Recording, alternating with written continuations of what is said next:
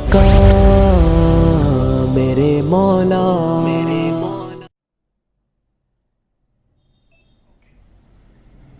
अऊज़ु बिल्लाहि मिनश शैतानिर रजीम।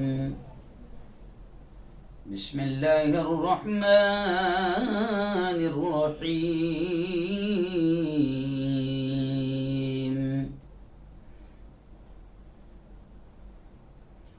वलनबलुवन्नकुम बिशैइन मिनल खौफि वल जू'i व नक़्सिम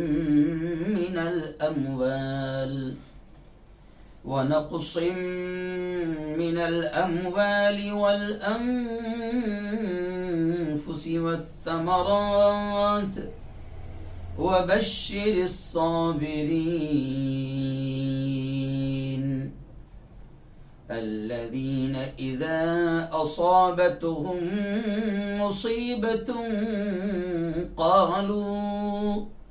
قالوا إنا لله وإنا إليه راجعون وقال رسول الله صلى الله عليه وسلم من رأى منكم منكرا فليغيره بيده وإن لم يستطع فبلسانه وإن لم يستطع فبقلبه وذلك هو أضعف الإيمان أو كما قال عليه الصلاة والسلام।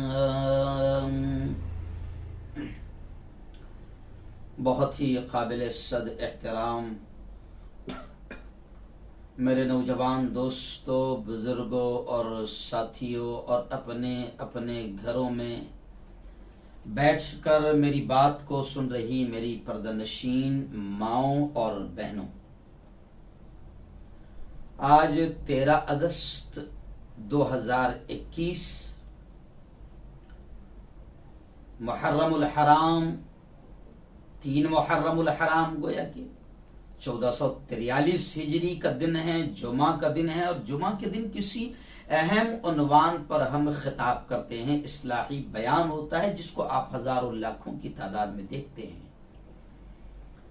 आज के बयान का अहम उन्वान, हालांकि 2 चीजें थी, मुहर्रम भी शुरू हो गया है तो हम चाह रहे थे कि मुहर्रम की बात भी हो, लेकिन आज 3 मुहर्रम है तो अभी 1 हफ्ता इंशाअल्लाह आएगा, तो हम सोच रहे हैं कि दरमियान में मुहर्रम की फजीलत आ जाएगी, शॉर्टली मुख्तसरन तौर पे एक बयान आ जाएगा, लेकिन आइंदा जुमा को इंशाअल्लाह तफसीली बयान होगा कि इस्लाम जिंदा होता है हर करबला के बाद, और शहादत हुसैन का तस्करा किया जाएगा, वाक़या करबला की झलकियां थोड़ी सी बयान की जाएगी आइंदा हफ्ते इंशाअल्लाह। लेकिन आज 13 अगस्त है, आइंदा कल मैं सुबह निकल रहा हूं गुजरात अहमदाबाद के लिए। 15 अगस्त को वहां पर मेरे हाथों से झंडा लहराया जाएगा और जंग आजादी के ताल्लुक से थोड़ी सी बात होगी। तो मैं सोचा कि आज 13 अगस्त है, अब अगला जुमा जो है वो मुहर्रम का रहेगा, तो मैंने सोचा कि जंग आजादी पर, इस मुल्क की, प्यारे मुल्क भारत की आजादी की तारीख पर थोड़ी सी रोशनी डाली जाए। जी हाँ, और खास तौर से आज का उन्वान है हमारा कि जंगे आजादी में हमारा बलिदान, हमारा मीन्स खास तौर से मुसलमानों का बलिदान, हमारा मीन्स खास तौर से हमारे उलमा की कुर्बानियां इस मुल्क को आजादी दिलाने के लिए मुसलमानों ने क्या रोल अदा किया है, मुसलमानों का क्या किरदार रहा है, और खास तौर से वो उलमा का वो तबका कि जिसके बारे में नबी करीम सल्लल्लाहु अलैहि वसल्लम ने फरमाया कि अल उलमा वरसतुल अंबिया, उलमा अंबिया के वारिस हैं। और एक जगह प्यारे आका ने फरमाया इन कुरान के पढ़ने वाले और पढ़ाने वालों के ताल्लुक से कि खैरुकुम मन तअल्लमल कुरान व अल्लमा, कि तुम में सबसे बेहतर जमीन पर वो है जो कुरान को सीखे और दूसरों को सिखाए, है ना। और हमने 12 सुना होगा कि मौतुल आलिम मौतुल आलम, कि एक आलिम की मौत पूरे आलम की मौत होती है।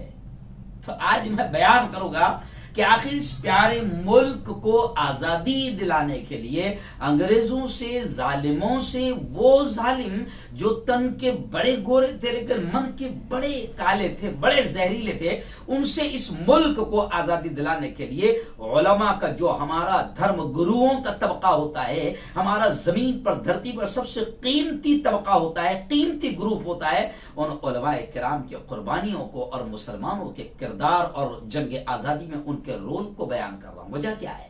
आज भी जुमा के बयान में मैंने बिस्मिल्लाह मस्जिद सालार नगर जलगांव में ये बात कही कि मुसलमानों, मुल्क की आजादी की तारीख का तस्करा किया करो, क्योंकि मुल्क की गोदी मीडिया, मुल्क की रखेल मीडिया, या मुल्क में अब ऐसा आतंकवादी टोला जो उस वक्त जिनके बाप दादा अंग्रेजों की गुलामी कर रहे थे, अंग्रेजों के तलवे चाट रहे थे, अंग्रेजों के वादा माफ गवाह बन रहे थे, तो एक टोला है मुल्क में आतंकवादी टोला जो अंग्रेजों से, जिनका अगर तलाश किया जाए तो डीएनए मिलता है, वो टोला मुल्क में मुसलमानों और उलमा की तारीख को तोड़ रहा है, मरोड़ रहा है, गलत अंदाज में बयान कर रहा है, पेश कर रहा है। मुसलमानों को इस मुल्क में गोया कि ऐसा लगता है, हालांकि ये अंग्रेजों की औलाद, अंग्रेजों का डीएनए इनसे मिलेगा, इनका डीएनए अंग्रेजों से मिलेगा, जो वादा माफ गवाह बन रहे थे वो आज मुसलमानों को इस मुल्क में परेशान कर रहे हैं। और मुसलमान भी बेचारा क्या करेगा, तारीख मालूम नहीं, हमारे असलाफ की कुर्बानियां मालूम नहीं, उनका बलिदान मालूम नहीं, हमारे बुजुर्गों का बलिदान, उनकी कुर्बानियां मालूम नहीं, तो इसको भी कॉन्फिडेंस नहीं है। मुसलमान भी एहसास कमतरी का शिकार होकर जी रहा है, गर्दन नीचे झुकाता है। अगर इसको पता चले कि इसके असलाफ ने, इसके पूर्वजों ने, इसके पुरखों ने, इसके बुजुर्गों ने, इसके बाप दादाओं ने, इसके उलमा ने, इसके धर्म गुरुओं ने कितनी कुर्बानियां दी है, तो इसका भी थोड़ा कॉन्फिडेंस बढ़ेगा। वो किसी चड्डीधारी के सामने गर्दन झुकाकर बात नहीं करेगा, बल्कि मैं तो ये कह रहा हूं कि आज मुल्क की तारीख को तोड़ मरोड़ कर पेश किया जा रहा है। हालांकि मैं उन तमाम अंग्रेजों की औलाद, राइटर जो अंग्रेजों की औलाद है, या यूं समझिए कि तलवार चाटने वालों की औलाद है, जो तारीख को तोड़ रहे हैं, मैं उनसे कहता हूं कि बेटा तुम तारीख को कितना भी तोड़ मरोड़ कर पेश करो, तो मैं अक्सर शेर कहता हूं कि तेरे बदन से न तेरी आस्तीन से आएगी, तेरे बदन से न तेरी आस्तीन से आएगी, हम ही शहीद हुए हैं, हमारे ही बाप दादा सफे अव्वल में थे, पहली सफों में थे, पहली लाइन में थे और पहले आवाज उठाने वाले थे कि तेरे बदन से, मैं इन अंग्रेजों के डीएनए वालों से कहता हूं कि तेरे बदन से, तुम हमारी तारीख हिस्ट्री को गलत बयान कर रहे हो, तो मैं कहता हूं कि तेरे बदन से न तेरी आस्तीन से आएगी, हम ही शहीद हुए हैं, हम ही से आएगी, और बदल रहे हो जो तारीख तो बदल डालो, हमारे खून की खुशबू जमीन से आएगी। जी हाँ, और इतनी कुर्बानियां दी है हमारे बुजुर्गों ने कि वो शेर भी मुझे याद आता है। हमारे यहाँ के ही शायर है मुश्ताक, हाफिज मुश्ताक साहिल साहब, मैं अक्सर बरसों से उनका ये शेर, जब भी आजादी की बात होती है, बयान होता है, तो मैं उनका ये शेर बयान करता हूं। जब उलमा और मुसलमानों की कुर्बानियों की बात आती है तो मैं उनका ये शेर बयान करता हूं कि वो कलियां भी हमारी थी, गुले तर भी हमारे थे, वो कलियां भी हमारी थी, गुले तर भी हमारे थे, चमन में हर तरफ बिखरे हुए पर भी हमारे थे, हदे दिल्ली से लेकर सरहदे लाहौर तक साहिल, हजारों पेड़ पर लटके हुए सर भी हमारे थे। ये इसकी भी थोड़ी सी मैं हिस्ट्री लाऊंगा कि दिल्ली से लेकर लाहौर की सड़क तक कोई दरख्त खाली न था जहां पर हमारे उलमा, हमारे बुजुर्गों, हमारे धर्म गुरुओं की और मुसलमानों की लाशें न लटकी हो। इतना इन्हें मारा गया और अंग्रेजों ने इतना फांसी के फंदों पर चढ़ाया कि अंग्रेजों के पास फांसी के फंदे खत्म हो गए थे, तो ये दरख्तों पर हमारे बुजुर्गों को लटका दिया करते थे, इतनी कुर्बानी दी।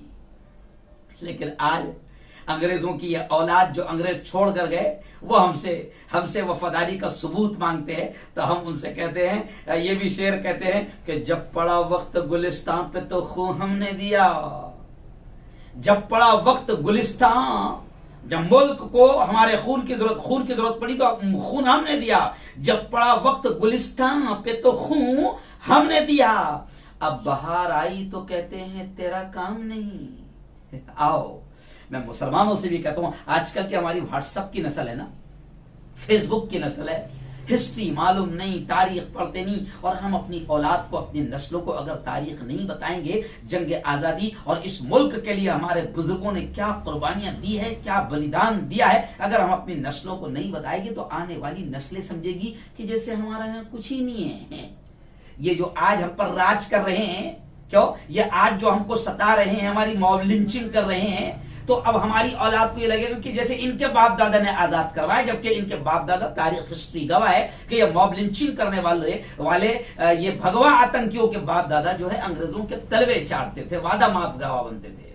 तो हमारी नस्लों को भी, टीचरों की जिम्मेदारी है, उलमा की जिम्मेदारी है, माँ बाप की जिम्मेदारी है कि हमारी आने वाली नस्लों को, हमारी औलाद को हम अपने मुल्क की आजादी की तारीख बताएं, सुनाएं, याद दिलाएं।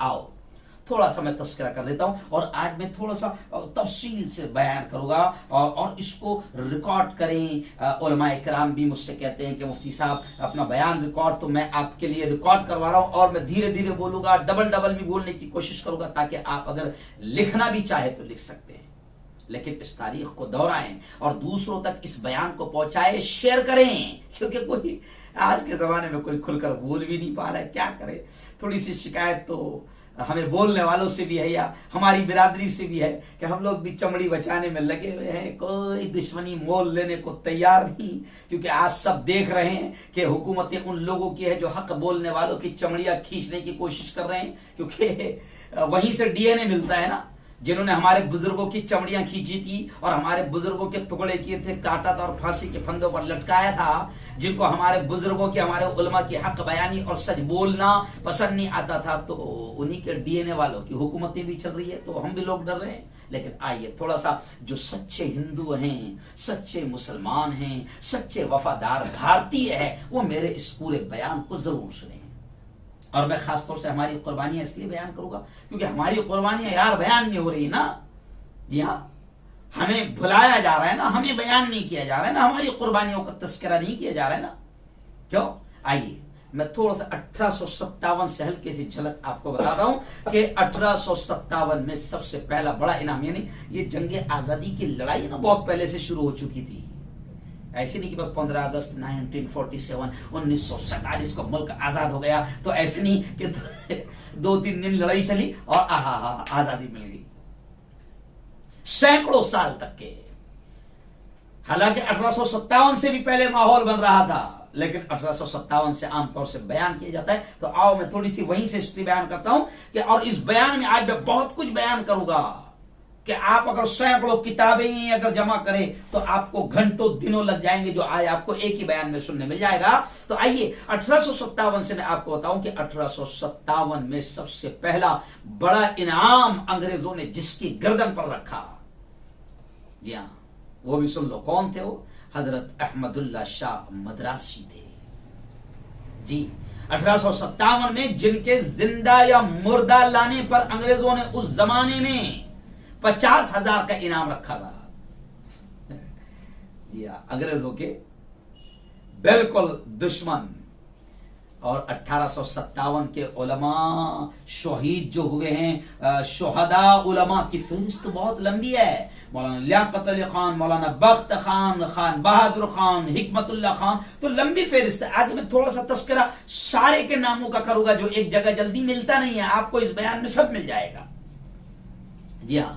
तो आइए जंग आजादी की तारीख का एक वो वाकया भी मैं आपको बयान करूं कि जंग आजादी की लड़ाई का फतवा, कि अब अंग्रेजों से लड़ना है। फतवा है ना, फतवा किसको बोलते हैं? आजकल हमारी रखेल मीडिया फतवे को बदनाम करती है। फतवा हमारे धर्म गुरु जब किसी चीज को कह देते हैं कि ये चीज अब हमें वक्त और हालात के एतबार से करना है, उसे फतवा कहा जाता है। लेकिन फतवे को आज गलत अंदाज में हमारी मीडिया भी, गोदी मीडिया भी पेश करती है। तो आइए, फतवा है ना, यही फतवा सबसे पहले अंग्रेजों के खिलाफ जब हमारे धर्म गुरुओं ने और उलमा ने दिया, अल्लामा फजले हक खैराबादी ने सबसे पहला फतवा दिया था कि अंग्रेजों से अब लड़ना फर्ज है, लड़ाई सवाब है, पुण्य का काम है, लड़ो, नहीं लड़ोगे तो गुनाह मिलेगा, यह फतवा दिया था। तो तारीख में आता है कि अल्लामा फजले हक खैराबादी के फतवे के बाद सबसे पहले दिल्ली जीता गया, दिल्ली आजाद हुआ। लेफ्टिनेंट हॉटसन अपनी किताब में लिखता है, जी हां, कि ये वो शख्स है जिसने दिल्ली को दोबारा जीता। वो लिखता है लेफ्टिनेंट हार्सन कि हमें इंग्लैंड से, यानी उनका बाप वहां रहता था ना, तो वो लिखता है कि हमें इंग्लैंड से टेलीग्राम आया था जिसमें लिखा था कि 1857 की बगावत दरअसल मुसलमान उलमाओं की बगावत है।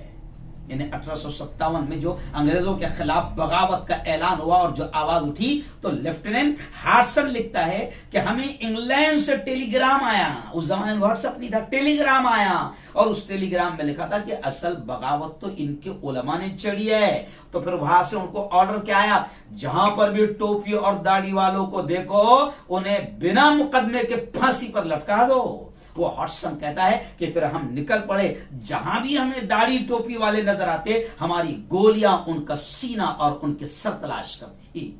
तो जैसे अंग्रेजों को दाढ़ी टोपी वालों से को देखकर बड़ा गुस्सा आता था और अंग्रेज इनको अपने दुश्मन समझते थे, क्योंकि अंग्रेजों के यहां से ये दाढ़ी टोपी वालों ने फतवा दिए थे और भगाने का काम किए थे। तो आज भी अंग्रेजों की औलाद को दाढ़ी टोपी दिखते से ही गुस्सा आ जाता है और वो एक दाढ़ी टोपी वाले को देखकर मॉब लिंचिंग शुरू कर देते हैं। तो पता चला कि इनका डीएनए वही अंग्रेजों से मिलेगा, क्योंकि हॉटसन लिखता है कि हमें इंग्लैंड से, यानी हमारे अंग्रेज बाप ने कहा था कि जहां भी दाढ़ी टोपी वाले दिखे इनको मारो। तो आज भी वो अंग्रेजों की औलाद ये काम कर रही है हमारे इस प्यारे मुल्क में।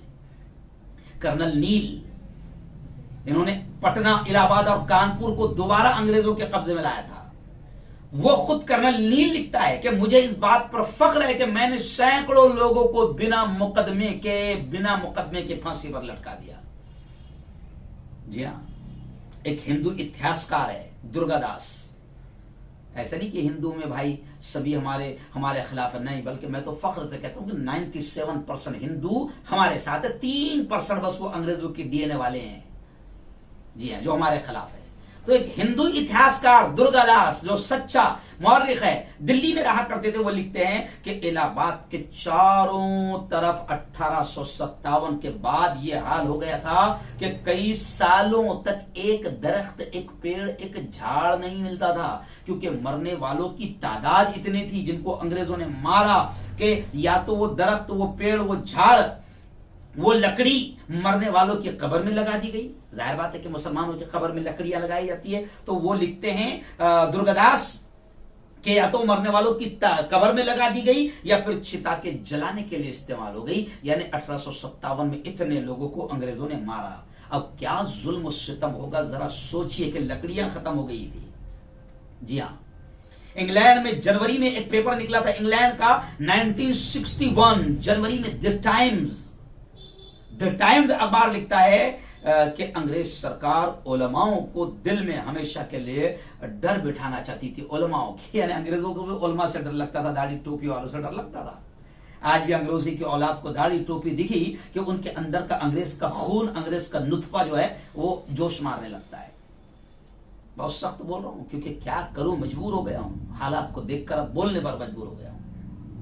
तो अब वो 1961 के अखबार में लिखता है कि अंग्रेज उलमाओं के दिल में हमेशा के लिए डर बिठाना चाहता था, इसलिए उलमा को पकड़ते थे और सूअर की, खिंजीर की चमड़ी में जिंदा उनको सिल देते थे। उलमा को सूअर की चमड़ी में सिल देते थे और उलमाओं को जबरदस्ती हराम खिलाया जाता था। ओ मेरे यारो, यह है कुर्बानी हमारे उलमाओं की, हमारे धर्मगुरुओं की।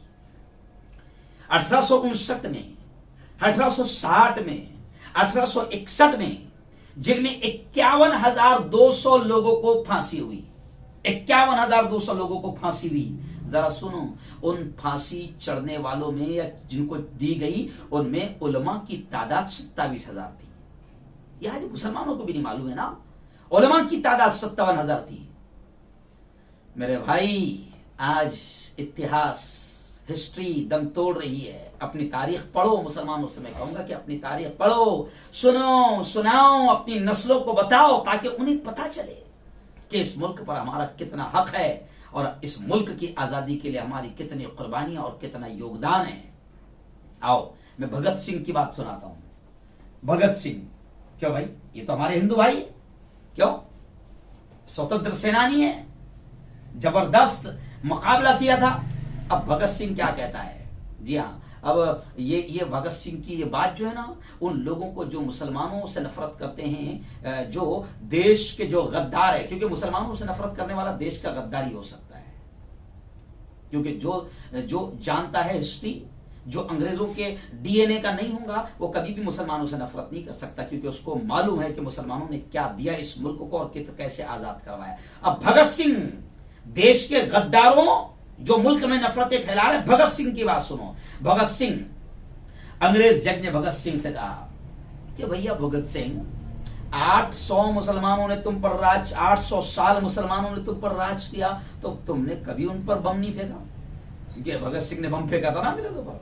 तो अंग्रेज जज पूछता है कि 800 साल तक मुसलमानों ने तुम पर राज किया, तो कभी तुमने मुसलमानों पर बम नहीं फेंका? तो भगत सिंह ने क्या कहा, देश के गद्दारों, है ना, और मुसलमानों को गोली मारो सालों को का नारा लगाने वाले अंग्रेजों की औलादों, सुनो। भगत सिंह ने उस वक्त अंग्रेज जज से क्या कहा था? उसने कहा था, सर, इन्होंने यानी मुसलमानों ने ऐसा राज किया कि हमारे मुल्क को सोने की चिड़िया बना दिया जी। और उन्होंने ये कहा कि सोने की चिड़िया की, ये सोने की चिड़िया की चहक महक आज भी है, जो आप लोगों को 7 समंदर पार से हिंदुस्तान खींच कर लाई है। ये सोने की चिड़िया भगत सिंह ने कहा कि ये मुसलमानों ही ने बनाया था। और फिर भगत सिंह कहते हैं अंग्रेजों से कि तुमने 150 साल में जो राज किया, वो तुमने स्पंज की तरह किया। स्पंज जैसे गंगा के किनारे से हीरे मोती चूस कर स्पंज पानी चूस लेता है ना, तो भगत सिंह ने अंग्रेज जज से कहा कि गंगा के किनारे से तुम हीरे मोती चूस कर ले जाते हो, और फिर इंग्लैंड में जो नदी है थेम्स, उसके किनारे तुम निचोड़ते हो, तो दौलत बरसती है। दौलत आप यहां से भिगा भिगा कर ले गए हो।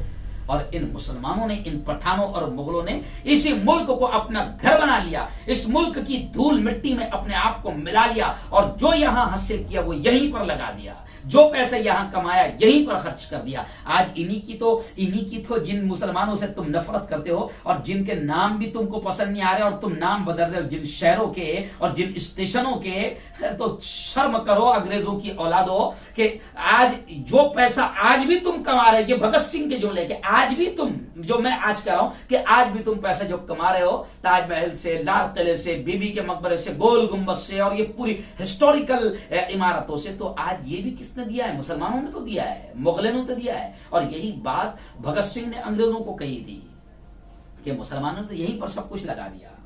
जी हाँ, आओ वीर सावरकर की भी बात सुनाता हूं। वीर सावरकर कहते हैं कि 1857 में जिनका सबसे बड़ा नुकसान हुआ, वो आखिरी मुगल बादशाह बहादुर शाह जफर थे। वीर सावरकर खुद लिखते हैं कि मैंने जॉन निकलसन की किताब से ये कॉपी किया कि उसने लिखा कि बहादुर शाह जफर जो आखिरी मुगल बादशाह थे, उनको जब नाश्ता लाया गया, तो उस खून में 3 सर कटे हुए थे, जिसमें 2 उनके बेटों और 1 उनके पोते का सर था। ऐसी ऐसी कुर्बानियां दी है मुसलमानों ने। जी हाँ, वही बहादुर शाह जफर जिनकी मैं गजल मदरसे के जमाने में पढ़ता था, लगता नहीं है दिल मेरा उजड़े दयार में, किसकी बनी है आलमना पायदार में। और वो बहादुर शाह जफर का मशहूर शेर, हाँ, आखिरी जो मैं शेर कहता था कि कितना है बदनसीब जफर दफन के लिए, कितना है बदनसीब जफर दफन के लिए, 2 गज जमी भी मिल न सकी कोई यार में। तो यहां से गिरफ्तार करके उनको रंगून ले जाया गया, जो वहीं पर आज दफन है। तो वीर सावरकर ने लिखा कि सबसे ज्यादा बड़ा नुकसान तो बहादुर शाह जफर का हुआ। आओ और थोड़ा सा आगे बढ़ता हूं, 1799 की बात सुनाता हूं। जी हाँ, जब टीपू सुल्तान रहमतुल्लाही अलैह, जी हाँ, जिनको अंग्रेजों ने शहीद कर दिया, क्यों?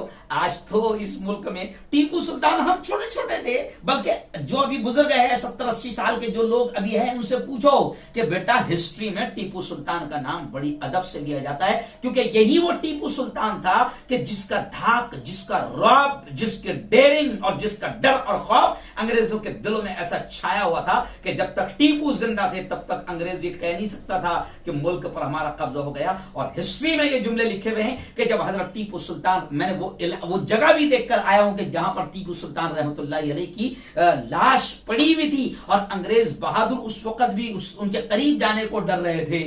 क्यों? क्योंकि उस वक्त भी शहीद होने के बाद भी तलवार हाथ में थी, है ना, और अंग्रेजों को फिर भी शहीद होने के बावजूद भी करीब जाने को डर लग रहा था कि उठ ना जाए। तो जिस अंग्रेज पर यह रौब था, और जब पता चल गया, पूरी तरीके से कंफर्म हो गया कि टीपू शहीद हो चुके हैं, जब अंग्रेज बहादुर ने कहा था कि आज से हिंदुस्तान हमारा है।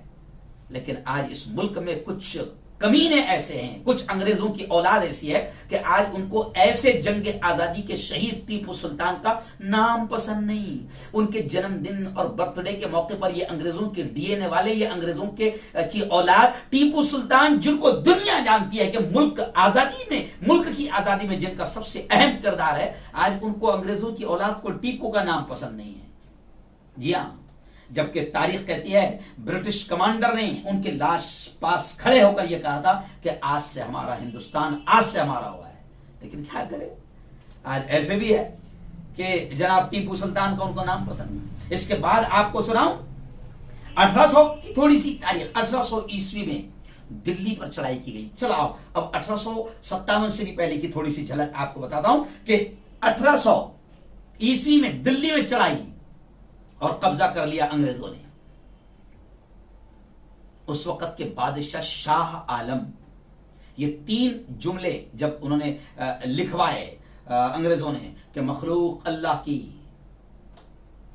जी, मुल्क बादशाह का और हुक्म ईस्ट इंडिया कंपनी का, जब ये अंग्रेजों ने लिखवाया तब 1807 में आगे बढ़कर 7 सालों के बाद बड़ी हिम्मत के साथ हजरत शाह अब्दुल अजीज मुहद्दिस दहलवी रहमतुल्लाह अलैह, ये हमारे बड़े धर्मगुरु, बड़े आलिम, बड़े मौलाना अब्दुल अजीज दहलवी रहमतुल्लाह अलैह ने उस वक्त 1807 में जिहाद का फतवा दिया। जिहाद, आज जिहाद को भी गलत अंदाज में बयान किया जाता है। जिहाद कहते हैं जुल्म के खिलाफ लड़ाई को, जालिमों के खिलाफ लड़ाई को। तो उस वक्त अंग्रेजों के खिलाफ जिहाद का फतवा दिया था हजरत शाह अब्दुल अजीज मुहद्दिस दहलवी रहमतुल्लाह अलैह ने। उस वक्त ये फतवा दिया कि इस वक्त अब मुसलमानों पर जिहाद लाजिम और फर्ज हो गया। जिहाद का फतवा सुनकर हजारों की तादाद में लोगों ने शाह मुहद्दिस दहलवी के हाथ पर बैत की। यहां से हकीकत में आजादी की लड़ाई शुरू हुई थी। अंग्रेज घबरा गया इस फतवे से कि ओहो, क्योंकि अंग्रेजों को मालूम था ये मौलवी मुल्लाओं की बड़ी मानते हैं, इसलिए आज भी मौलवी मुल्लाओं को ज्यादा दबाने की कोशिशें की जा रही है ना। जिन लोगों का आज नाम लिया जाता है ना, ये सब बहुत बात के हैं। मैं आपको 1807 की बात बता रहा हूं कि जब पहला फतवा शाह अब्दुल अजीज ने दिया तो अंग्रेज हिल गया था कि भैया अब तो इनके मुल्ला ने इनको बोल दिया कि अंग्रेजों को मारना पुण्य है, सवाब है, तो अब तो ये बहुत ठोकेंगे। जैसे नमाज पढ़ना सवाब है, फर्ज है, जहां आपने हज करना माल दिया फर्ज है, तो ऐसे ही हमारे धर्मगुरु ने कह दिया था कि अब अंग्रेजों को मारना फर्ज है, सवाब है। तो अंग्रेज भी समझ गया था कि भैया अब तो बहुत मारेंगे। तो यहां से जिहाद शुरू हुआ अंग्रेजों के खिलाफ। अफसोस के आज हम इन बुजुर्गों की तारीख नहीं जानते जिन्होंने आजादी की दागबेल और डाली और बुनियाद डाली। ये भी उन महापुरुषों के साथ एक किस्म की गद्दारी है। हम भी तो गद्दारी कर रहे हैं, हम अपने असलाफ की कुर्बानी नहीं जा रहे। मीडिया आपको नहीं बताएगा, मैं आपको बता रहा हूं। सुनिए थोड़ा सा किन लोगों ने पहले आवाज उठाई थी उनके भी नाम सुन लीजिए फटाफट। मैं, मेरा वक्त भी खत्म हो रहा है यार, क्या करूं, बहुत कुछ बोलना चाहता हूं लेकिन वक्त भी खत्म। चलिए आइए थोड़ा जल्दी जल्दी बता देता हूं कि आइए थोड़ा सा नाम तो सुन लीजिए हल्की सी। सबके नाम नहीं गिना रहा हूं, सिर्फ 1% के भी नहीं गिना सकता हूं, सिर्फ थोड़े से नाम गिना रहा हूं। पहली आवाज जिन्होंने बुलंद की अंग्रेजों के खिलाफ, नवाब सिराजुद्दौला, फिर शेर मैसूर टीपू सुल्तान शहीद, फिर हजरत शाह वलीउल्लाह मुहद्दिस दहलवी, फिर उनके फर्जंद उनके बेटे शाह अब्दुल अजीज मुहद्दिस दहलवी, फिर हजरत सैयद अहमद शहीद, हजरत मौलाना सैयद विलायत अली सादिकपुरी, अबू जफर सिराजुद्दीन, बहादुर शाह जफर, अल्लामा फजल हक खैराबादी, ये सब सुनो। शहजादा फिरोज शाह, मुसलमानों तुम भी सुनो, शहजादा फिरोज शाह कई बात करने की बात आई तो किया करो।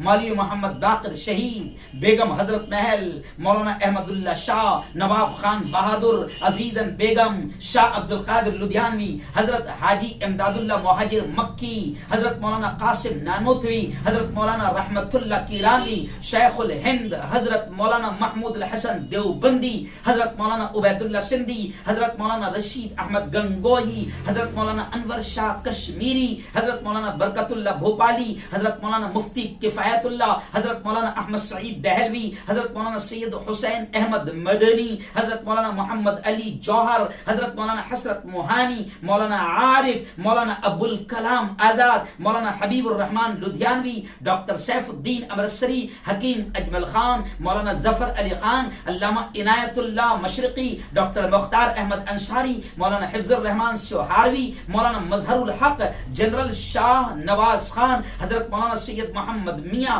हजरत मौलाना अब्दुल बारी फरंगी मैली, खान अब्दुल गफ्फार खान, मुफ्ती अतीकुर रहमान उस्मानी, डॉक्टर सैयद महमूद खान, अब्दुल समद खान, रफी अहमद क़दवाई, यूसुफ महर अली, अशफाकुल्ला खान, बैरिस्टर आसिफ अली, हजरत मौलाना अताउल्ला शाह बुखारी, मौलाना खलीलुर रहमान लुधियानवी, अब्दुल कय्यूम अंसारी।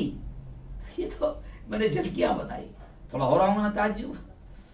अब हम तो एक दो नाम सुनते हैं बस, अशफाक अल्लाह खान, मौलाना अबुल कलाम आजाद, है ना, बस नहीं, शहीद अब्दुल हमीद, पूरी लिस्ट है। इन तमाम के अलावा जो मैंने नाम गिनवाया, लाखों मुसलमानों ने जंग आजादी में खून बहाया, बल्कि हम फख्र से ये कह सकते हैं कि हमने इतना खून बहाया है कि जितना दूसरों ने पसीना भी नहीं बहाया है।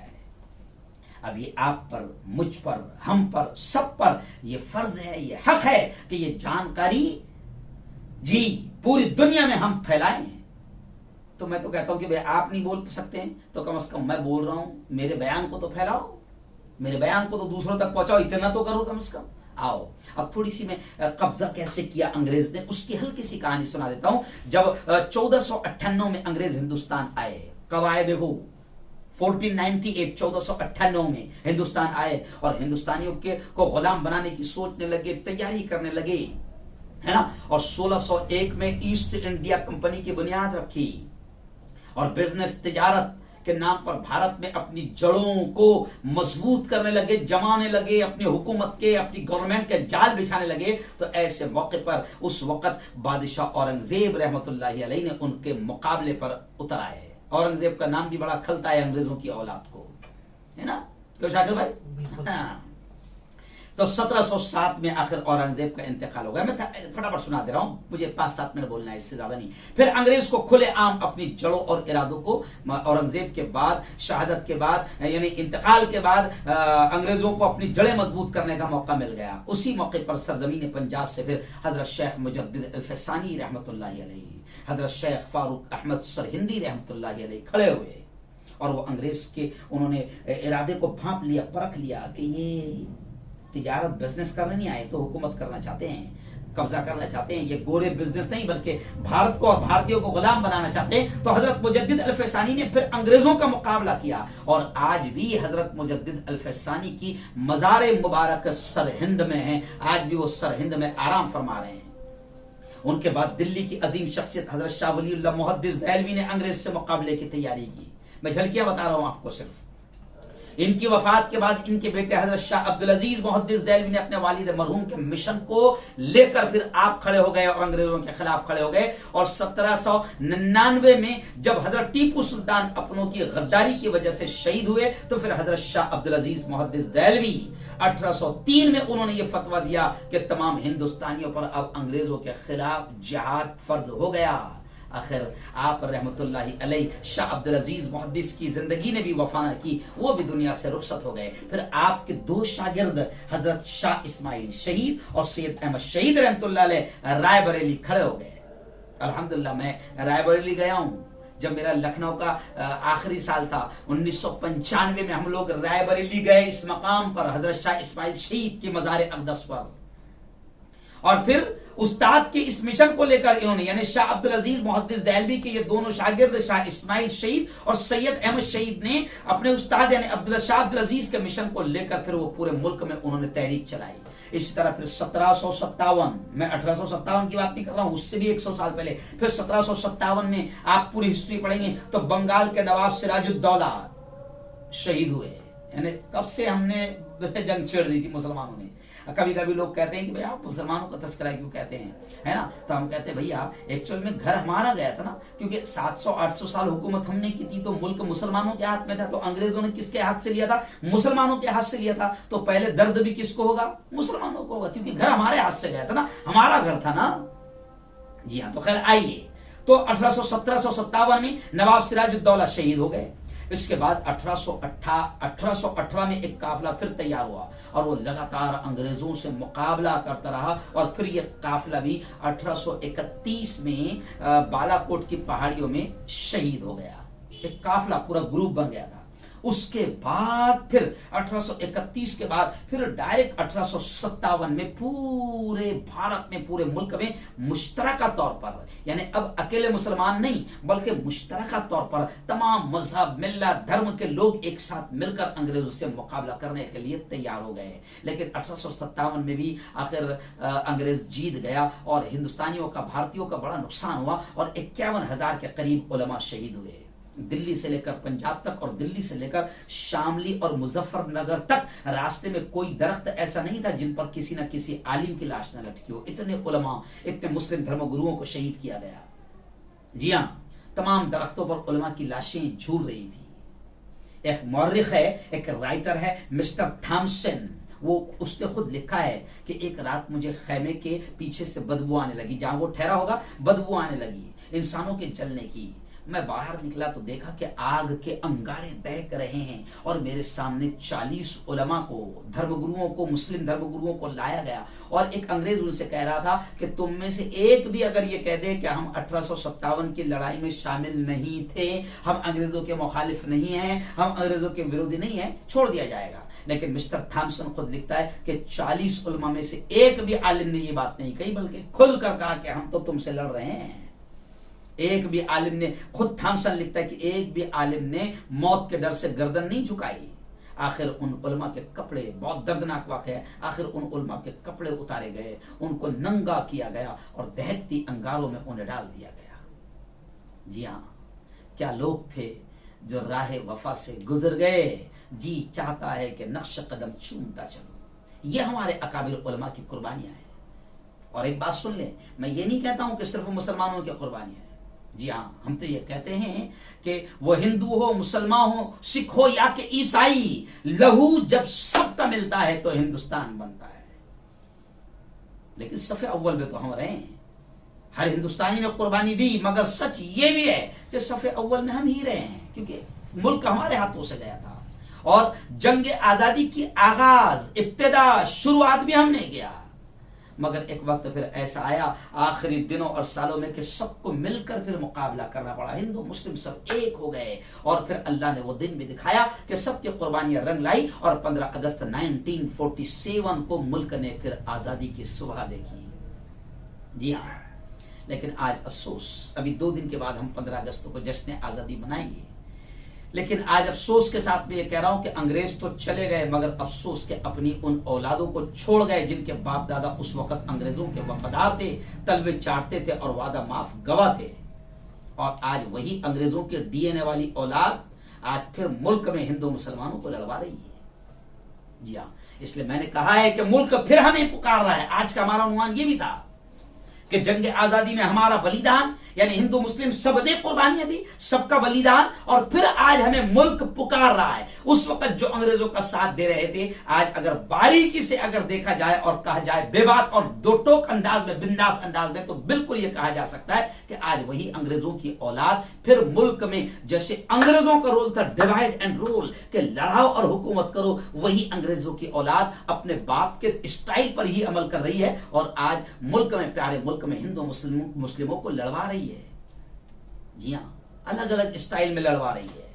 और वही अंग्रेजों के तरीके अपना रही है, डिवाइड एंड रूल पर अमल कर रही है। इसलिए आज फिर मैं कहता हूं कि मेरे भाई, मुल्क को फिर हमारी जरूरत है, मुल्क फिर हमें पुकार रहा है, मुल्क फिर हमें आवाज दे रहा है। और फिर आज ये कहूंगा कि अब ऐसा लगता है कि आजादी हमारी अधूरी रह गई। आज भी मेरे मुल्क में किसान आत्महत्या कर रहे हैं, पढ़े लिखे नौजवान बिल्डिंगों से कूद कर सुसाइड कर रहे हैं, ट्रेन के सामने कूद कर सुसाइड कर रहे हैं, किसी नदी में कूद कर या किसी दरख्त और घर के पंखे पर लटक कर सुसाइड कर रहे हैं, क्योंकि मुल्क में बेरोजगारी बढ़ गई है। आज फिर मुल्क को बेरोजगारी से आजादी दिलाना है। मुल्क में भुखमरी बढ़ गई है, आज फिर मुल्क को भुखमरी से आजादी दिलाना है। मुल्क में हिंदू मुस्लिम में नफरतें पैदा की जा रही है और नफरतें पैदा हो गई है, फिर मुल्क को नफरतों से आजादी दिलाना है।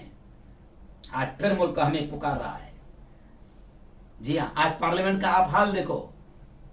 जी हां, अब रोड पर झगड़े हो रहे हैं और पार्लियामेंट में भी एक दूसरे पर हमला हो रहा है। इतने बदतर दिन कभी नहीं आए थे। आज हमारे मुल्क में 70 साल के बाद भी हाल ऐसा हो गया कि इंसान की लाशों को कुत्ते नोच रहे हैं, इंसान की लाशें गंगा में तैर रही है। या बहुत बदतर हालात हो चुके हैं और मॉब लिंचिंग बढ़ गई। और बेटियां, हमारी हिंदू मुसलमान किसकी भी बेटियां हो, बेटियां हैं, बेटियां हैं, बेटियां हैं। आज मेरे मुल्क में बेटियां महफूज नहीं, महिलाएं महफूज नहीं, औरतें महफूज नहीं। 6 साल की, 2 साल की, 3 साल की मासूम दूध पीती बच्ची भी महफूज नहीं है। और रेपिस्ट कहते हुए मुझे हंसी आ रही है कि अभी रिकॉर्ड जब सामने आया तो 39% पार्लियामेंट में और हमारी संसदों में वो लोग बैठे हुए जो क्रिमिनल लोग हैं, जिन पर बड़े बड़े क्रिमिनल रिकॉर्ड है।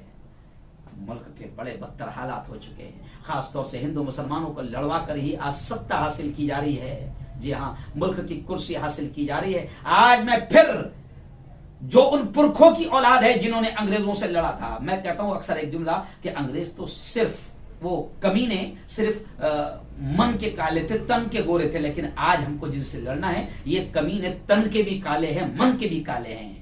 मैं समझता हूं कि जो इस प्यारे मुल्क में नफरतों की आग लगाए, हिंदू मुसलमानों में नफरतें फैलाए, जो हमारे इस प्यारे मुल्क में दंगे फसाद और मॉब लिंचिंग करवाए, जो हमारे इस प्यारे मुल्क में नफरतों का बिजनेस और नफरतों की तिजारत करे, और जो हमारे इस प्यारे मुल्क में अंग्रेजों का स्टाइल डिवाइड एंड रोल का वो फार्मूला इख्तियार करे, मैं समझता हूं कि वो सबसे बड़े आतंकवादी है। और आज हाथ जोड़कर मैं हिंदू मुस्लिम तमाम लोगों से ये कह रहा हूं कि अगर हमारे पुरखों ने इस मुल्क को बचाया है अंग्रेजों से, तो आज अंग्रेजों की औलाद आज भी जिंदा है जो हमें ऐसे ही डिवाइड एंड रोल पर अमल करवा रही है। तो आज अगर आप और हम सच्चे वफादार भारतीय है, हिंदुस्तानी है, तो आज हमको फिर तय करना होगा 15 अगस्त में जैसे हम जश्न आजादी मनाएंगे। तो अभी तो मुझे जश्न आजादी मनाते हुए थोड़ा सा अजीब महसूस हो रहा है, क्योंकि आज फिर हमको ऐसा लग रहा है कि हम बहुत मुसीबत में हैं, अंग्रेजों से भी बदतर हालात की मुसीबत में हम लोग अभी जिंदगी गुजार रहे हैं। तो मैं सच्चे तमाम भारतीयों से हाथ जोड़कर यह कहूंगा कि प्यारा मुल्क तबाही की तरफ जा रहा है, प्यारा मुल्क नर्क बन रहा है,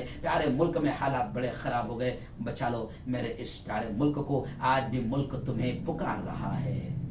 आमीन व आखिर दावाना अनिल हम्दुलिल्लाहि रब्बिल आलमीन। अल्लाहुम्मा अंतस्सलाम व मिनकस्सलाम तबारकत रब्बना व तआलैत या ज़ल जलाली वल इकराम। अल्लाहुम्मा सल्लि अला सय्यिदिना व शफीइना व हबीबिना व मौलाना मुहम्मद व अला आलि सय्यिदिना व मौलाना मुहम्मद व बारिक व सल्लिम। रब्बना आतिना फिद दुनिया हसनतन व फिल आखिरति हसनतन व क़िना अज़ाबन नार व क़िना अज़ाबल क़ब्र व क़िना अज़ाबल हश्र व क़िना अज़ाबद दीन। अल्लाहुम्मा हफ़्ज़ना मिन कुल्लि बलाइद दुनिया व अज़ाबिल क़ब्र व अज़ाबिल आखिरह। मौला हम सब की तमाम गुनाहों को माफ़ फरमा। मेरे मौला हम सब की तमाम खताओं को, तमाम लग़्ज़िशों को माफ़ फरमा। रब्बे दो जहां रात के अंधेरे में, दिन के उजाले में, मेरे मौला जाने में अनजाने में जो कुछ भी छोटे बड़े गुनाह हुए हैं, महज अपने फजल से, अपने करम से माफ़ फरमा। मेरे मौला तेरी मोहब्बत, तेरा प्यार, तेरा इश्क, तेरी दोस्ती हम सबको नसीब फरमा। मेरे मौला ये हमारा बड़ा प्यारा मुल्क है। मेरे मौला यहाँ हजारों साल से हम हिंदू मुस्लिम हर धर्म के लोग एक साथ रहते चले आ रहे हैं। मेरे मौला अंग्रेजों ने जब हमारे मुल्क पर कब्जा किया, तो हमारे पूर्वजों ने मिलकर इस मुल्क को आजाद करवाया, अपनी जानों की कुर्बानियां दी, फांसी के फंदों को कबूल किया और अंग्रेजों को, जालिमों को, कातिलों को यहाँ से भगाया। लेकिन मेरे मौला आज फिर हमारा मुल्क बड़ा बदतर दौर से गुजर रहा है। मेरे मुल्क में रेप आम हो गया, मेरे मुल्क में भुखमरी आम हो गई, मेरे मुल्क में मेरे मौला बेरोजगारी आम हो गई, मेरे मुल्क में जहालत आम हो गई, मेरे प्यारे मुल्क में नफरतें आम हो गई। और अंग्रेजों की वो औलाद जो छोड़कर वो गए हैं, वो आज फिर अंग्रेजों की स्टाइल पर अमल कर रहे हैं, डिवाइड एंड रूल, लड़ाओ और राज करो पर अमल कर रहे हैं। मेरे मौला इस प्यारे मुल्क को बचा ले। मेरे मौला हिंदू मुसलमानों में नफरतें यहाँ पैदा की जा रही है। मेरे मौला नफरतों के फैलाने वाले और नफरतों का कारोबार करने वाले और नफरतों की राजनीति और पॉलिटिक्स करने वालों से इस प्यारे मुल्क को आजाद फरमा दे। मेरे मौला एक बार फिर इस प्यारे मुल्क को नफरतों से आजाद फरमा दे। नफरतों से आजादी हमें नसीब फरमा, भुखमरी से आजादी हमें नसीब फरमा, बेरोजगारी से आजादी हमें नसीब फरमा और हर किस्म की मुसीबत, यहां तक कि ये जो वायरस कोरोना आया है, इस कोरोना वायरस से भी मेरे मुल्क को आजादी नसीब फरमा। और मेरे मौला जगह जगह अभी सैलाब आया हुआ है। यह हमारा इलाका महाराष्ट्र का कोकण, कोल्हापुर, सांगली, मीरठ, सतारा और अभी खबरें आ रही है कि उत्तर प्रदेश के भी कुछ इलाके, राजस्थान के भी कुछ इलाके सैलाब में डूबे हैं। मेरे मौला सैलाब से और इस तूफान से भी हम सबकी और हमारे प्यारे मुल्क की और हमारे प्यारे मुल्क में रहने वाले हिंदू मुसलमान तमाम लोगों की हिफाजत फरमा। मेरे मौला हमारे पुरखों की, हमारे पूर्वजों की कुर्बानियों को समझने की हमें तौफीक नसीब फरमा और इस मुल्क की हिफाजत के लिए, इस मुल्क की एकता के लिए हमें और बलिदान और कुर्बानी देने की हिम्मत, ताकत और तौफीक नसीब फरमा और इस प्यारे मुल्क में हिंदू मुस्लिम एकता, प्यार, मोहब्बत नसीब फरमा। रब्बना तक़ब्बल मिन्ना इन्नका अंतस समीउल अलीम व तुब अलैना इन्नका अंतत तव्वाबुर रहीम व सल्लल्लाहु अला नबील करीम व अला आलिहि व सहबिहि अजमईन बिरहमतिका या अरहमर राहिमीन।